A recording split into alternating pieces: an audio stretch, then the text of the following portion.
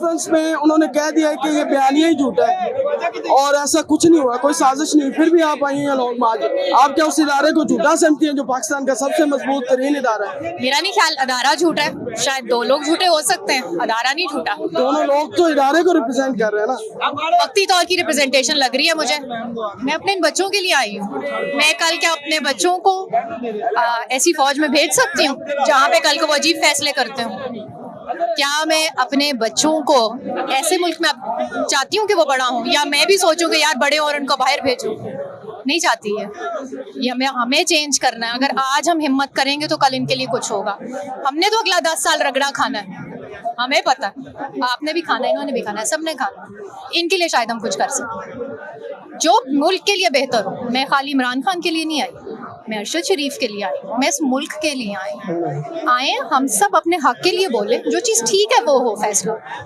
ऐसे ना हो, गलत तरीका ना हो। जो अरशद शरीफ के साथ हुआ वो जुल्म है। हम नहीं जानते किसने किया, लेकिन जुल्म। मुझे लगता है कि वो शायद थोड़ी सी ज्यादा तगड़ी पुलिस है हमसे। ये तो है, ठीक है ना। तो आप और मैं, हम सब जानते हैं कि क्या है, सारी दुनिया जानती है क्या है, लेकिन हमें बस बदलना है। हमें किसी को इस वक्त इल्जाम नहीं ठहराना, हमने मुल्क को बदलना है। अरशद शरीफ को सियासत के लिए इस्तेमाल करना ठीक है? बिल्कुल नहीं ठीक। मगर मैं आज आई हूँ, मैं इसको सियासत के लिए तो इस्तेमाल करने के लिए नहीं आई हूँ। मैं तो उसके लिए आई हूँ, उसके साथ जुल्म हुआ है। आज शायद मैं इमरान खान से ज्यादा अरशद शरीफ के लिए आई हूँ। अच्छा।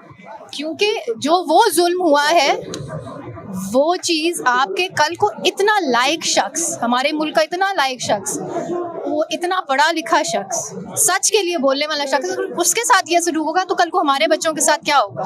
क्या मैं अपने बच्चों को ये ना सिखाऊं कि वो सच बोलें?